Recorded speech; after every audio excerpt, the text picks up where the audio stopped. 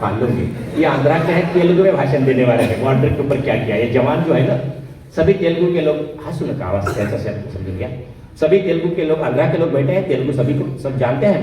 आपने बॉर्डर के ऊपर क्या किया था वो तेलुगु में समझाना है। तेलुगु में बनता ना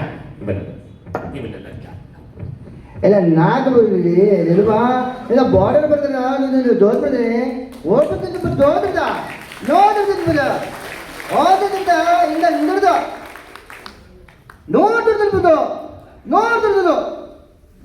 धन्यवाद. आता तुम्ही काय अफवा करणार उद्या घरी जाऊन, काय तेलुगू बोलला, काय तेलुगू बोलला. खरं सांगू का, की काय तेलुगू बोलले मला काय माझ्या बापालाही कळणार नाही.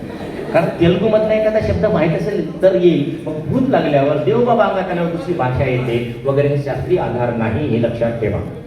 मेमरीमध्ये स्टोअर असेल तर ते बोलता येईल, इंग्लिशमध्ये काही शब्द असतील तर काही शब्द आठवतील, यस नो वगैरे. परंतु तेलुगू माहीतच नसेल तर हा होणारा भ्रम आहे. मराठी हिंदी इंग्लिश शिवाय काहीतरी वेगळंच बडबड केलं.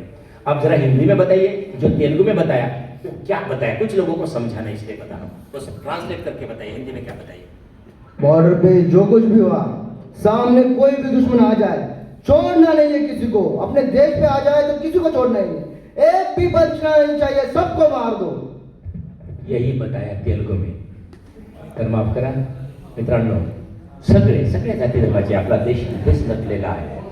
अनेक भाषांनी एकत्र आलेला आहे, अनेक समाजाने, अनेक धर्माने, अनेक धर्मांमधल्या जातीने सगळे मिळून आपण काम करतो आहोत. एकत्र राहायचं आणि हेच काम केलं तर मग आपल्याला इथे सुद्धा अनेक आपले बँक शाखा असतील, अनेक कंपन्या, सगळ्या कंपन्या आपल्या आपल्या पद्धतीने काम करत आहेत.